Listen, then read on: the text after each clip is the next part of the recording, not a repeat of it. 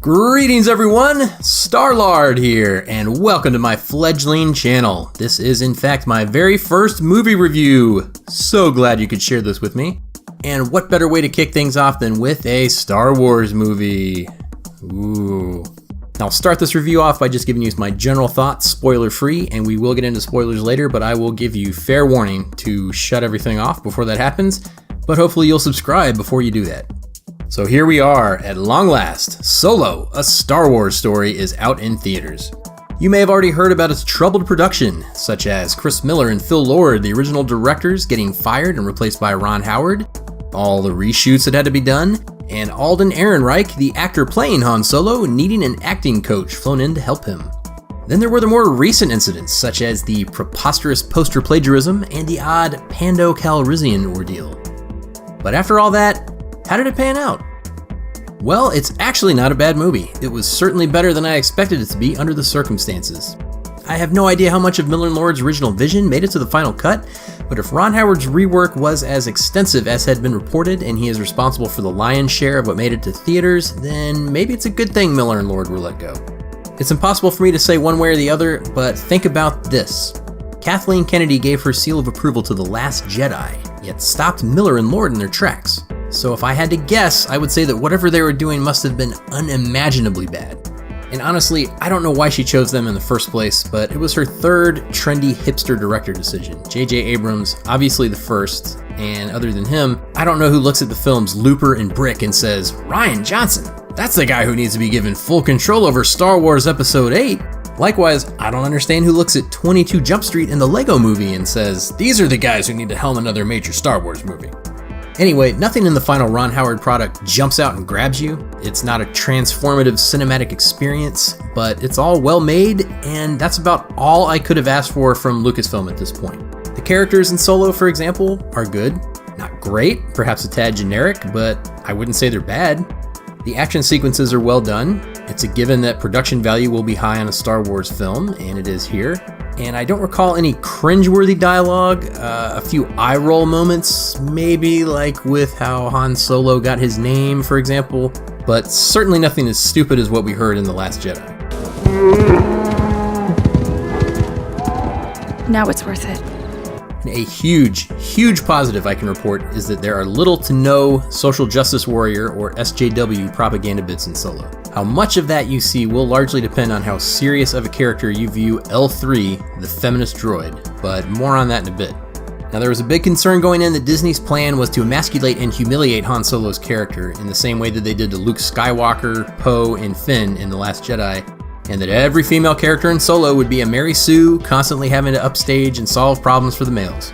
I'm happy to say that nothing of the sort happens in this movie. Things are pretty equal. Han Solo is competent, so is Lando, so is Woody Harrelson's character, Beckett, Paul Bettany's character, whose name escapes me at the moment, he's a good villain, unlike General Hux or Kylo Ren, and the women in Solo are fine too. They contribute to the story. A big deal isn't made about the fact that they are women, they are simply there, they are female, and they are decent characters. Why is that so hard? The glaring exception regarding the good characters may not surprise you, but that is the droid L3, who is a very annoying SJW feminist droid. There is a question out there, however, as to whether she was intentionally done over the top to be a caricature of an SJW. Personally, I don't know. It's hard for me to see Disney and Lucasfilm making fun of the SJW crowd they were actively courting in The Last Jedi, but it's also hard for me to imagine them believing L3 would be a likable character. Of course, this wouldn't be the first time such a thing has happened in the Star Wars universe. The good news is that she, that is L3, doesn't appear in too many scenes and she doesn't ruin the movie. The other big question going into this was Alden Ehrenreich. Did he pull off Han Solo? I thought he did a serviceable job, but he certainly didn't make me think of Harrison Ford, which was the problem with this movie all along, of course. I think a few other people have already said something similar, but while watching this, I would get into a scene and forget he was supposed to be Han Solo. Not that he was doing something wrong or giving a bad performance, just that he was supposed to be Han Solo. And then I would remember who he was supposed to be, and it was a little jarring. It really made me question why they didn't just make this film around a new character. If you don't cast someone who can nail an impersonation of young Harrison Ford, then what's the point? Make something new instead. Alden Ehrenreich's not a bad actor, and he doesn't do a bad job in Solo, except that he doesn't really feel like Han Solo. I've heard some people saying there was zero chemistry between him and Emilia Clarke, who plays his girlfriend Kira, but again, I thought they were fine together. They didn't set the screen on fire, but it wasn't awkward. I also heard Khaleesi knocked as a bad actress in this, but I didn't think so. I thought she did a fine job. And on a side note, trigger warning for you SJWs out there, let me say how happy I am to have a sexy woman back in Star Wars. Whoever played Jen Erso, Felicity Shagwell, or whatever her name is, she was pretty, but made up to look grimy and dirty most of the time in Rogue One. In Force Awakens and The Last Jedi, the most attractive female we have is Daisy Ridley, who has the body of a teenage boy. I suppose that appeals to a certain demographic, but I dare say not most. Now, I think the actress who played Rose Tico is better looking than Daisy Ridley, but they gave her that frumpy haircut and dressed her in a potato sack. That doesn't make Rose a good character. I'm strictly talking about the actress here. You can joke about her size if you want, but give me a buxom young lass with a little meat on her bones any day instead of a plain Jane beanpole. And that female A-Wing pilot from The Last Jedi is gorgeous in real life, but they kept her helmet on the whole time until she got blowed up in the hangar, and that's it for her. So let's all just take a moment to say thank you for having a hot female lead in a Star Wars movie. Thank you. But I digress, back to the matter at hand. There were no bad acting performances in Solo. It was good all around. Donald Glover was serviceable as Lando, although I didn't see anything worthy of all this praise that's being heaped on him by the media, and Woody Harrelson was fine too. About the pansexual Lando rumor, which came out shortly before the film's release. This was started by comments one of the writers and Donald Glover, I believe, made on social media or an article or something. I didn't see any of this in the film. There are 2 or 3 scenes you could point to for evidence, but it's all pretty meta. And what I mean by that is, there isn't anything strictly in the film which overtly suggests Lando is performing sex acts with his droid.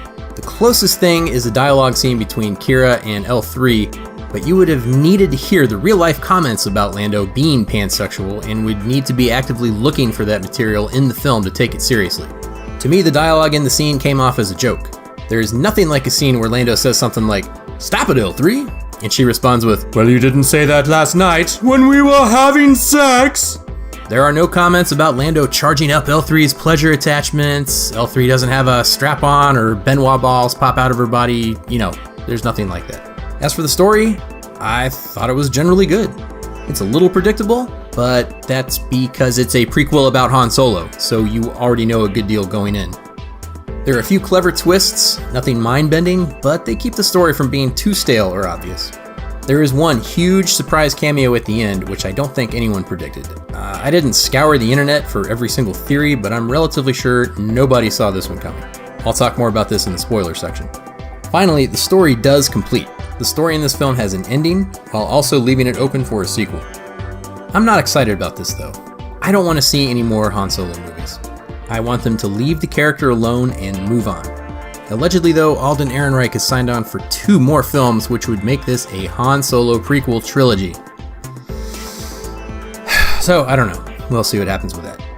So this brings me to my overall verdict. I would say wait for this to watch at home unless you are a die-hard Kathleen Kennedy supporter or desperately want Lucasfilm to keep making these prequels set in the original trilogy period. If you don't care about Star Wars, I don't think you're going to get much out of this at all, which is another problem Lucasfilm has, but that's a subject for another time.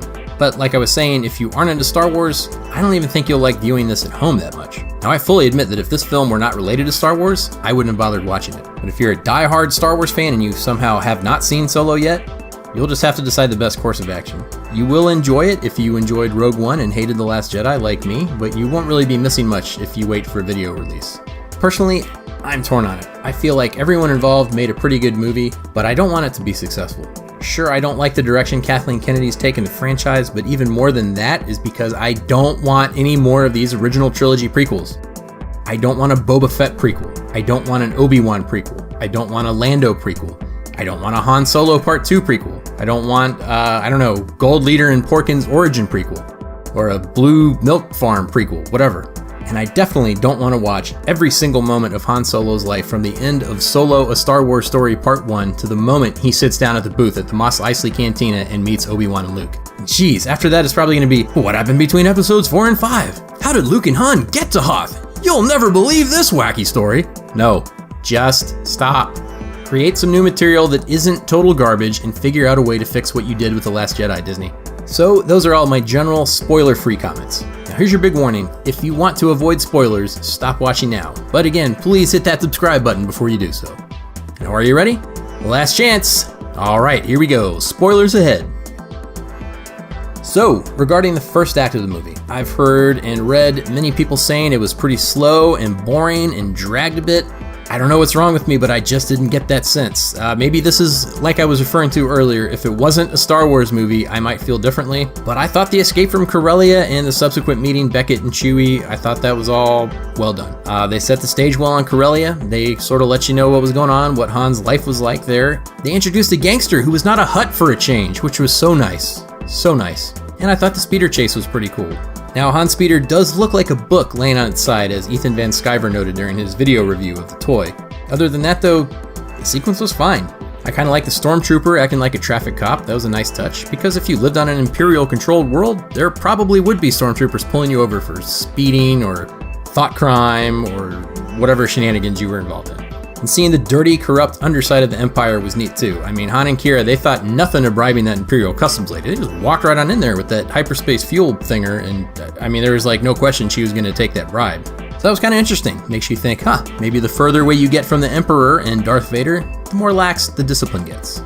And I did not expect Han and Qi'ra to get separated right off the bat. I had figured they'd both make it out and be together for the whole film. And it was a humorous moment when the Imperial guy tells Han, "Oh yeah, no problem, we'll have you in the air in no time," and then he's suddenly in the trenches fighting in an infantry battle. I also thought the whole sequence leading up to him meeting Woody Harrelson's band was put together well. I had figured it would have been lazier writing, like Woody would have been right there in the terminal as Han and Qi'ra were trying to escape Corellia, and Khaleesi would say something as they were running through the hallway like, "Oh, I'd do anything to find a ship to take us away from here." And then Woody would be in earshot, perk up and say, "Anything, eh? You have any thieving skills? Because I'm putting together a crew of thieves for a thieving job. We're gonna steal something, yada yada yada." And they would have ended up on his ship and, gone on from there. Likewise, Han meeting Chewbacca was done pretty well, and in a way I didn't expect. When Han gets thrown into that pit and the stormtroopers are talking about a monster feeding on him, I was like, oh no, it's gonna be a baby Rancor or something else. But it was Chewie. I don't know, pretty good and more imaginative than I expected. I figured Chewie was just going to appear as part of Beckett's crew. Like Chewie's standing there and Han walks up and says, "What's up with this walking carpet?" Because that's what Princess Leia said in A New Hope, remember? So I'm glad that didn't happen. One beef I had with the story is that there are 2 short heists instead of 1 long heist. That and the train heist seemed a little more imaginative than the Kessel heist. I was expecting Kessel to be more epic and complicated, but they basically landed right in the middle of the place and said, "Hey, take us to your main control room so we can shoot you and then push the really heavy canisters out on this cart." And they pulled that off with like 4 or 5 people. So if you landed with like 20 guys, you could probably take over all of Kessel. Take like all of those canisters. I'm surprised no one's thought to rob them before. Anyhow, I think it may have been better if there were 1 long heist with a lot of moving parts. That way they maybe also wouldn't had to have killed off a third of the cast during the train heist. Another beef I have is with these endless callbacks to the original trilogy. It seems they are never ending between the new trilogy and the new prequels. In Solo, we get another hollow chessboard callback. We already had one in Force Awakens when Finn bumps into it. We also get yet another Millennium Falcon turret gunner sequence in Solo, which we already had in The Force Awakens and The Last Jedi. In each one, they're spinning around, shooting TIE fighters, and looking at the old 1970s style targeting computer. I mean, I get it now, okay? I saw Star Wars, yes, Disney. I understand that the Millennium Falcon has a gunner's turret, and it looks just like it did in The New Hope. I got it. Let's move on and do some other stuff now. They also straight up reused some musical scores in Solo. I know at least the asteroid field music from Empire Strikes Back, and I'm pretty sure the theme that was playing when Luke and Han were shooting the TIE fighters in A New Hope. Maybe something from Return of the Jedi 2, I can't remember. It seemed like I recognized maybe 3 of them. They were just straight lifted from other films, and that's pretty lame. It's just more callbacks, endless callbacks. When's it gonna stop? I don't know. I don't know if it's ever gonna stop. And another thought. I don't know how I feel about the giant space squid living in the middle of the maelstrom right next to the black hole. I mean, I guess it's fine. Maybe it's one of those things you don't need to think about too much, like the giant worm living in the asteroid in Empire. I don't know if anyone else remembers the Spelljammer Dungeons & Dragons thing, which had the giant living ships flying through space, but maybe it's just like that. Maybe just have fun and roll with it. Don't ask why there's a giant octopus in space, or how it propels itself through space, or how it survives in the vacuum of space, or what it eats. Just accept that it's there and enjoy the scene. It's fine. No, I don't really care about that. Star Wars is fantasy at the end of the day, and I'm okay with this in the same way that I don't get bent out of shape about there being sounds in space. It may not be realistic, but it's cool. It's fun. And if we want to drill down this deeply, the giant space squid does adhere to previously established Star Wars lore due to the aforementioned Space Worm and Empire. So there's that. Oh, and one really great thing. They finally answered the burning question of how the Kessel Run can be completed in parsecs. If you're not familiar with this debate, parsecs are a unit of distance, not time. So how could any type of run be completed in less distance? Because isn't there some sort of standard distance to travel? And wouldn't having the fastest time over that distance be what's impressive? I can't remember if George Lucas or whoever admitted there was a writing mistake back in episode 4 and they meant to use a measurement of time instead, but regardless, the issue has now been resolved. The Kessel Run refers to navigating that mapped out corridor through the Maelstrom, and Han did it in far less distance than normal by taking a shortcut directly through the Maelstrom. So we can all rest easy now, one less thing to worry about. One other good thing I'll mention is how relieved I am that L3 was not in the movie very much, and she gets killed. I am very happy to know she's dead and will probably not come back. I say probably because you never know with Disney. Another thing, Enfys Nest. She's a teenage girl. Not like 18 either. She looks more like 13. I don't know. That's just odd. In all my life experience, teenage girls have never struck me as candidates for the most qualified people to lead hardened bands of freedom fighters. Not teenage boys either, for that matter. If you want to chalk this up to some weird SJW messaging, I guess you can do that. I'm not really sure what the purpose of the surprise is otherwise. And it's not that she's a woman, but that she's essentially a little girl, and a little girl who can fight hand-to-hand with a lifelong mercenary like Beckett and hold her own. Okay. I guess this is a girls kick-ass thing, like I'm supposed to say, oh my goodness, I'm so sexist because I never would have expected that a teenage girl could be such a physically powerful badass. My oh my, I need to take a good hard look at my personal biases or whatever. I don't know. Moving on, there was a pretty neat twist with Han predicting Beckett's betrayal there at the end. I found myself thinking, oh, how are they going to get out of this one? I was waiting for Maz Kanata or some equally lame Deus Ex Machina to come crashing through the window to rescue them, so I'm glad that didn't happen. Pretty clever story moment. And Han's straight up murdering Beckett in the chest too. He shot first. Pretty harsh, but I guess it had to be done. Bad Kira is another thing I sorta saw coming, but not in the way it was delivered. I assumed she was gonna die by the end of the film, and Han would kill her after she betrayed him. But she survives, and only sort of betrays Han. I don't even know if it's really a betrayal. She lets him live, and she even lets him keep the hyperspace fuel, but she does ditch him on that planet and tells Darth Maul essentially that Han Solo was responsible for killing Paul Bettany's character. Oh, I still can't remember his name. And man, whatever it is she is into with Darth Maul, she's in it pretty deep. And despite how I've already said I don't want to see another Solo movie, for the record, I am more interested in seeing more of whatever's going on with Kira than I am in seeing more of Rey and Kylo Ren. Good grief.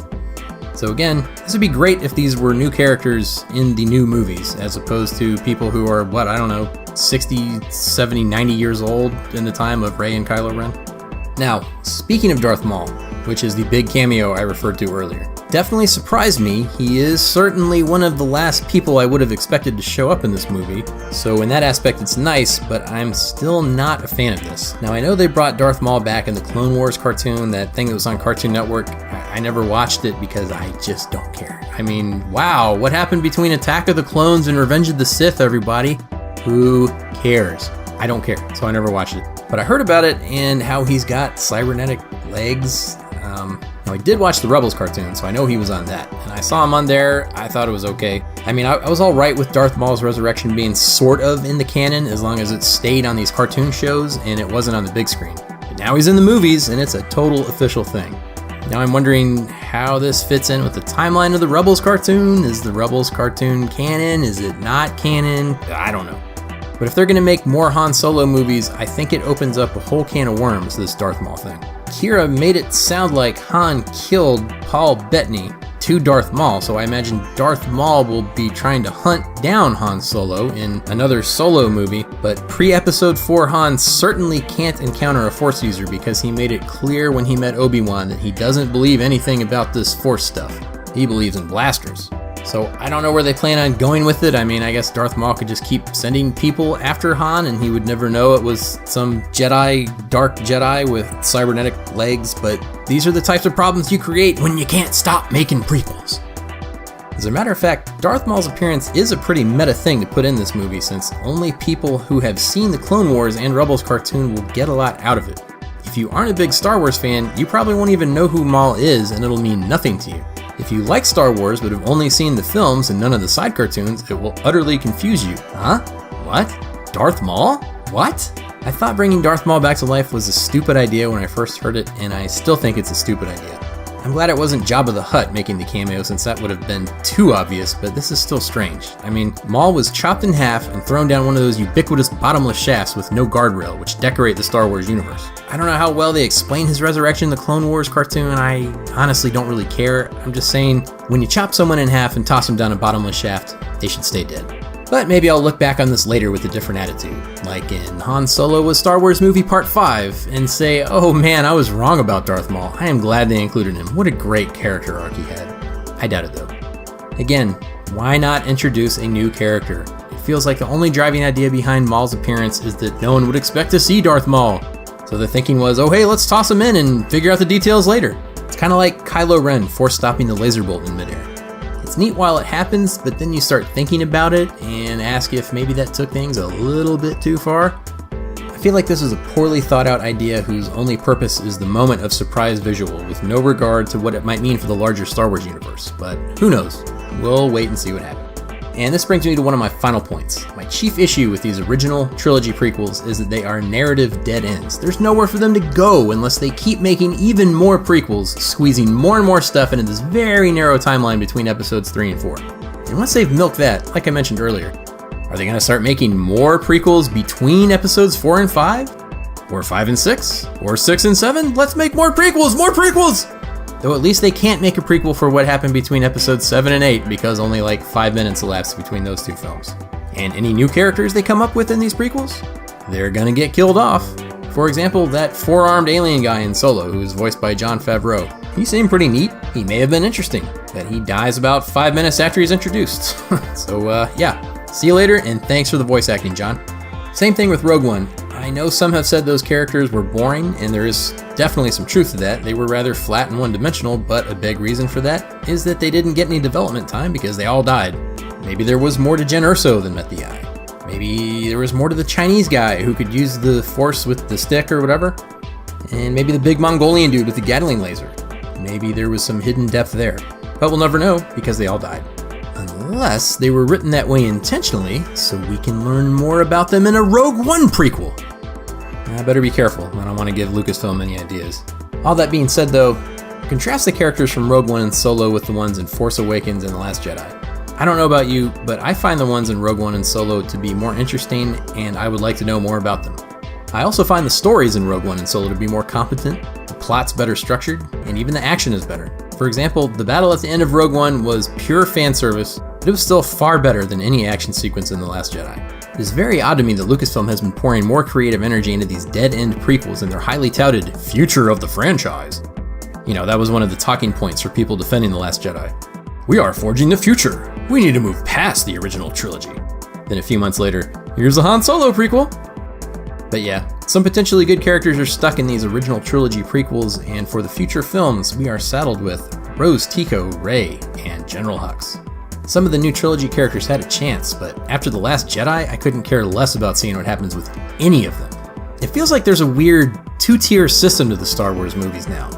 The new ones are shoddily written, they borrow heavily from the original trilogy, and are aimed at some audience which exists only in the imaginations of Lucasfilm executives. These original trilogy prequels seem to be created with more love and care, they have better stories, and are directed at the older fans. It makes me think that nobody at Lucasfilm is steering the ship, because it is entirely possible to move forward with new stories and characters while appealing to the old fans and younger audiences.